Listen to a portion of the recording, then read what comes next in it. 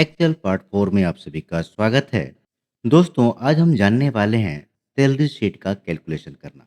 आप यहाँ देख सकते हैं, हमने यहाँ पे एक डेटा ले लिया है, जहाँ पे नेम ऑफ एम्प्लॉयी है, डेजिग्नेशन है और उनका फिक्स बेसिक है। फिक्स बेसिक क्या होता है? फिक्स बेसिक एक निश्चित राशि होती है, जिसके आधार पे सैलरी शीट का कैलकुलेशन किया जाता है। और फिक्स बेसिक एक कंपनी की टीम होती है, जिसके द्वारा सीटीसी डिजाइन करने के बाद ही ये राशि निश्चित होती है कि किसी एम्प्लॉय को कितना फिक्स बेसिक देना है। सीटीसी का मतलब होता है कॉस्ट टू कंपनी। तो मैंने यहाँ एग्जाम्पल के लिए सुधा का फिक्स बेसिक ले लिया 35,000, नेहा का 30,000, बबीता का 28, महेश का 17,000 और दिनेश का 12,000। अगला जो ऑप्शन है वो है पेड एज। पेड एज क्या होता है? पेड एज का मतलब होता है कितने दिन का पैसा उसको मिलेगा। जैसे मैं इसको एक एग्जाम्पल से समझाता हूँ। आप मान लो, यदि आपकी सैलरी एक मंथ की 15,000 रुपये है और आप उस मंथ में 22 दिन प्रेजेंट रहे, तो आपको जो सैलरी मिलेगा वो 15,000 नहीं मिलेगा, वो 22 दिन का ही पैसा मिलेगा। और ये कैसे निकालेंगे? मैं सिंपली यहाँ पे पहले एक दिन का पैसा निकालूंगा। मैं तो मंथली कितना सैलरी है? 15,000 भागा 30, तो एक दिन का ही निकल गया। और फिर हम क्या करेंगे, एक दिन का जो पैसा है उसमें पे डेज यानी कि कितने दिन का पैसा मिलेगा, तो 22 दिन का पैसा मिलेगा। तो इसका मैं मल्टीप्लाई करूंगा, तो यहाँ पे आप देख सकते हैं कि 11,000 रुपये ही आपको मिलेंगे। तो पे डेज कहाँ से मिलेगा? अटेंडेंस शीट से मिलेगा कि ये एम्प्लॉय इस मंथ में कितना दिन प्रेजेंट रहा है। तो जैसे एग्जाम्पल के लिए हम मान लेते हैं कि सुधा 30 दिन प्रेजेंट है, नेहा 28 दिन है, ये 29 दिन, ये 27 दिन और ये 30 दिन। तो आपको ये भी समझ में आ गया। अब अगला जो ऑप्शन है ओवरटाइम। ओवरटाइम कई कंपनियों में दिया जाता है और ये वर्करों के लिए होता है, हाई प्रोफाइल डेजिग्नेशन के लिए नहीं होता है। तो जैसे मैनेजर है, तो मैनेजर को ओवरटाइम नहीं मिलेगा, तो 0 घंटे उसको हम मान लेते हैं। 40, 30, 70 घंटे, ठीक है ना? तो ये डेज में है और ओवरटाइम आपका क्या है? घंटे में है। तो हमको यहाँ करंट मंथ बेसिक निकालना है। तो करंट मंथ बेसिक निकालने के लिए हम कस्टमाइज फार्मूले का यूज करेंगे। तो मैं यहाँ पे टाइप कर रहा हूँ इक्वल टू ब्रैकेट में फिक्स बेसिक है 35,000, तो मुझे एक दिन का निकालना है, तो इतना अपान 30, ये एक दिन का निकल गया। अब इसमें हम क्या करेंगे, पे डेज का गुणा कर देंगे, तो इंटू पे डेज ये है, तो ये हो गया। फिर ओवर टाइम भी इसमें ऐड करना है, तो ऐड करने के लिए हम लिखेंगे प्लस। और ओवर टाइम निकालने के लिए सिंपली हम पहले एक दिन का निकालेंगे, तो यह अपान 30 एक दिन का निकला। और यदि एक दिन में 9 घंटे वर्किंग आवर्स है, एक दिन में कितना है? 9 घंटे वर्किंग आवर्स है, तो हम अपान कर देंगे 9 का, तो 1 घंटे का ये मूल्य निकल गया। और फिर इसमें मल्टीप्लाई कर देंगे कि पूरे मंथ में कितना घंटे वो काम किया है, तो इंटू ओवर टाइम का मैं यहाँ पे गुणा कर दूंगा, ठीक है। और जैसे मैं इंटर करूँगा, देखिए यहाँ पे ओवर टाइम भी निकल गया और इसको सिंपली मुझे क्या करना है, ड्रैग कर देना है, ये आ गया। अगला जो मुझे कैलकुलेशन करना है वो करना है एचआरए। एचआरए का मतलब होता है हाउस रेंट अलाउवेंस, यानी कि कंपनियां एम्प्लॉय को रहने के लिए भी खर्चा देती हैं और ये इफेक्ट जो करता है वो आपके टैक्स पे करता है कि टैक्स में आपको कुछ छूट मिल जाती है, ठीक है। तो एचआरए का जो रूल दिया गया वो दिया गया है, यदि स्किल पर्सन है तो उसको 50%, सेमी स्किल है तो 40%, अनस्किल है तो उसको 30% का देना है। अब हमने पिछले में देखा था कि मैनेजर जो था, सुपरवाइज़र था, ये मैनेजर जो था वो स्किल पर्सन था, सुपरवाइज़र और क्लर्क जो थे वो सेमी स्किल में थे और वर्कर जो थे वो क्या थे? अनस्किल में। तो मैं एक यहाँ पे कॉलम ऐड कर लेता हूँ, कंट्रोल प्लस पे कॉलम ऐड कर लूँगा और यहाँ पे मैं लिख दूँगा ये जो हो जाएगा मैनेजर, वो हो जाएगा स्किल पर्सन और ये भी हो जाएगा आपका अनस्किल, ठीक है? यहाँ पे मैं लिखता हूँ टाइप। तो मैं कह रहा हूँ, यदि उसका टाइप क्या हो, स्किल पर्सन हो तो 50%, सेमी स्किल हो तो 40, तो यहाँ पे क्या लगेगा? देखिए, क्राइटेरिया यहाँ पे एक है और रिजल्ट अनेक है, तो यहाँ पे लगने वाला है नेस्टेड। तो मैं सिंपली यहाँ लिखूँगा क्या? Equal to if bracket open और नेस्टेड इफ आपको समझ में आ ही गया होगा। तो मैं लिख रहा हूँ यह सेल, ये वाला D2 बराबर है, यदि स्किल के, ठीक है? यदि D2 बराबर है स्किल के तो क्या हो, तो मैं कह रहा हूँ इसका कितना परसेंट,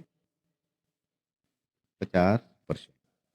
तो if logic condition true value और फॉल्स की जगह पे हमेशा नेक्स्ट में इफ लिखते हैं। दूसरा कंडीशन क्या है, यदि यह सेल बराबर है सेमी स्किल के, सेमी स्किल के, तो फिर इसका कितना देना है हमें, 40%।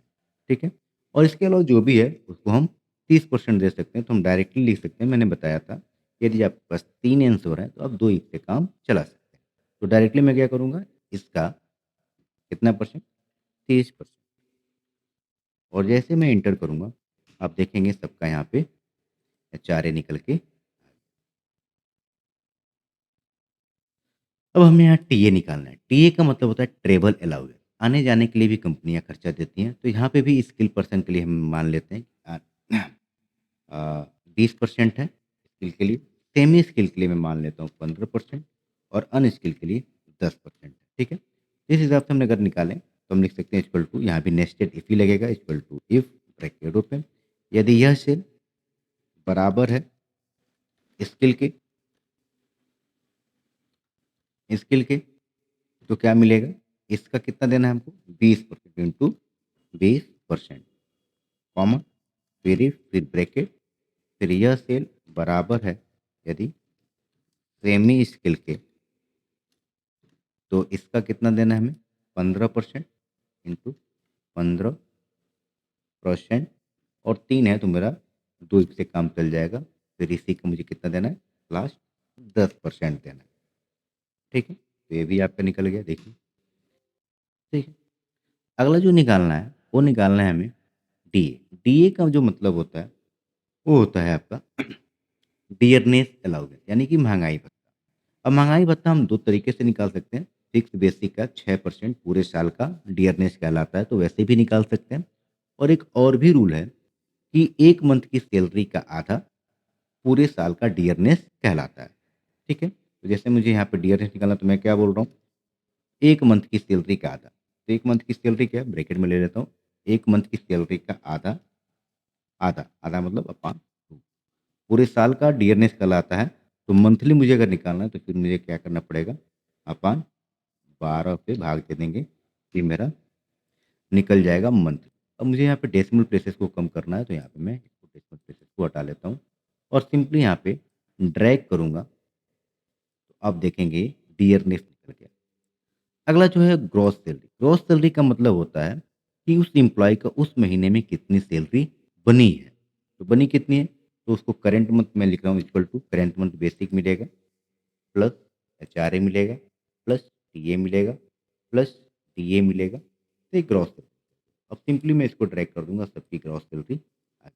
ठीक है, अब जो हमें पता करना है यहाँ पे, अब जो मुझे पता करना है यहाँ पे हमें निकालना है पीएफ। क्या निकालना है?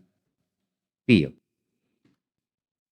पीएफ का मतलब होता है प्रोविडेंट फंड। ठीक है, और इसका जो रूल है वो रूल है कि यदि एम्प्लॉय की सैलरी बड़ी है या बराबर है 15,000 के, तो उसको मिलेगा 1,800 रुपये, 1,800। और यदि इससे छोटी है तो उसको मिलेगा 12%। ठीक है, तो यहाँ पे क्या निकालेंगे, अब निकालेंगे यदि सैलरी कितनी है, 15,000 से ऊपर। ठीक है, तो यहाँ भी क्या लगेगा, देखिए मैं यहाँ लगा रहा हूँ, equal to if bracket open, मैं क्या कह रहा हूँ, यदि सैलरी क्या है, बड़ी है या बराबर है किससे, 15,000 से, 15,000 से, तो कितना मिलेगा, 1,800। ठीक है, नहीं तो अब देखो यहाँ पे वैसे ही है कि सिंपल एक इफ से काम चला सकते हैं।